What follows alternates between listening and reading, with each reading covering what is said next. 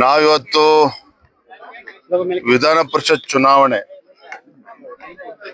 ದಕ್ಷಿಣ ಪದವೀಧರ ಕ್ಷೇತ್ರದ ಆಗ್ನೇಯ ಪದವೀಧರ ಕ್ಷೇತ್ರದ ಚುನಾವಣೆ ಸಂಬಂಧ ಕೋಲಾರ ಮತ್ತು ಚಿಕ್ಕಬಳ್ಳಾಪುರ ಪ್ರವಾಸ ಮಾಡ್ತಕ್ಕಂಥ ಸಂದರ್ಭದಲ್ಲಿ ಬರದ ಪ್ರವಾಸವೂ ಕೂಡ ಇತ್ತು. ಆದ್ರೆ ನಿನ್ನೆ ಮನೆಯಿಂದೆಲ್ಲ ಮಳೆಗಳು ಬಂದಿದೆ, ಇನ್ನೊಂದ್ಸಲ ಬರಬೇಕು ಅಂತೇಳಿ ಅಪೇಕ್ಷೆ ವ್ಯಕ್ತಪಡಿಸಿದ್ದಾರೆ.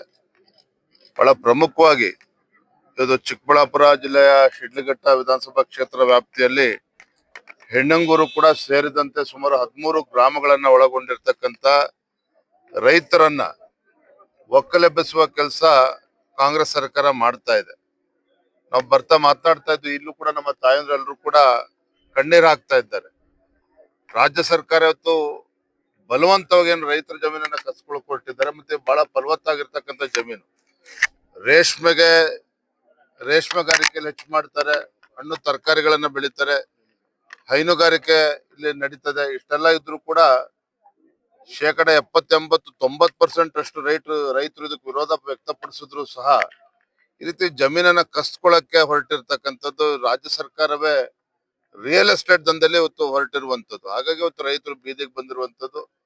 ನಾನು ಇವತ್ತು ನಮ್ಮ ತಾಯಂದ್ರಿಗೆ, ರೈತರಿಗೆ ಎಲ್ರು ಕೂಡ ನಾವು ಭರವಸೆನ ಕೊಟ್ಟಿದ್ದೇವೆ. ಭಾರತೀಯ ಜನತಾ ಪಾರ್ಟಿ ಇವರ ಹೋರಾಟದ ಜೊತೆ ನಾವು ಇರ್ತೇವೆ. ಸದನದಲ್ಲೂ ಕೂಡ ಇದ್ರ ಪರವಾಗಿ ಧ್ವನಿಯನ್ನ ಎತ್ತೇವೆ ನಾವು.